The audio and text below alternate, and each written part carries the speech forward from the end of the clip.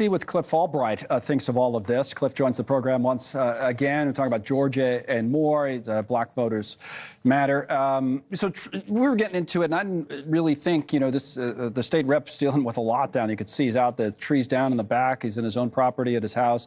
This Trump camp political, and even when Trump was asked about it, he tried to get away from it. He says, I don't want to talk about that. I want to talk about the storm. But the two of them together, first time since 2020 in a state like Georgia. What's your perspective on what we're seeing today?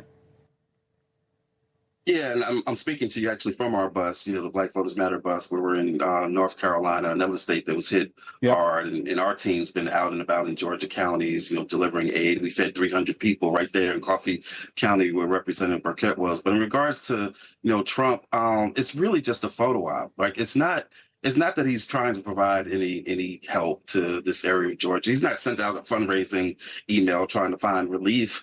He's coming and doing photo ops. And in the process of doing these photo ops, he's spreading disinformation. He's talking about the federal government, that Biden's done nothing, which is true. Even the governor had to say it, and no, that's not true. He's gotten everything that he wants from Trump. So this is more of Trump doing what Trump does, which is just nothing but the grift and looking out for himself and not looking out for that community that's been suffering all across the state of Georgia.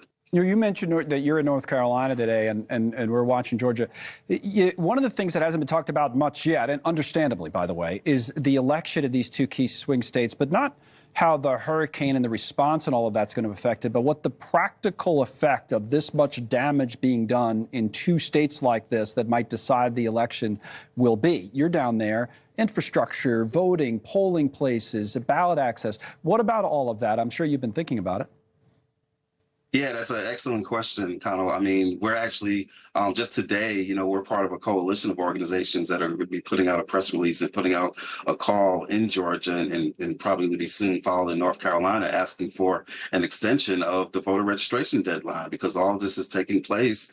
And our most vulnerable residents have been hit hard by a hurricane. We don't want them to be hit hard by, an attack on their ability to participate in this election. So we're going to be seeking that. And these are communities that routinely, you know how hurricane season runs, and we routinely see these storms, and they always coincide with this election season, whether it's voter registration, sometimes right in the middle of early voting, and the ways that, like, not having power, not having water, just trying to survive can impact the way that you think about registration or whether or not you're able to register or able to go vote during early voting.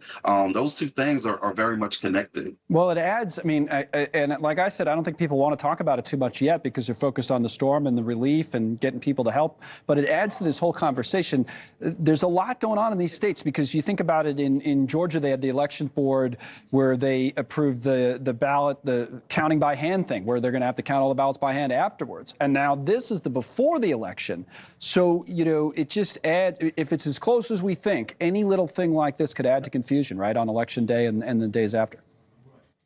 You're exactly right. Anything that decreases the number of people who register or the number of people who are just able to go vote. They may not be able to get to the polling places, and this is where some of those other attacks that we've seen in some of the voter suppression becomes important, right? In times like this, it would be helpful to have more drop boxes and not fewer drop boxes, right? For the process to be easier for people to get to instead of it becoming harder for people to get to. So you're right. It's and that's not politicizing it, right? I don't care if you're Republican, Democrat, you ought to be able to vote.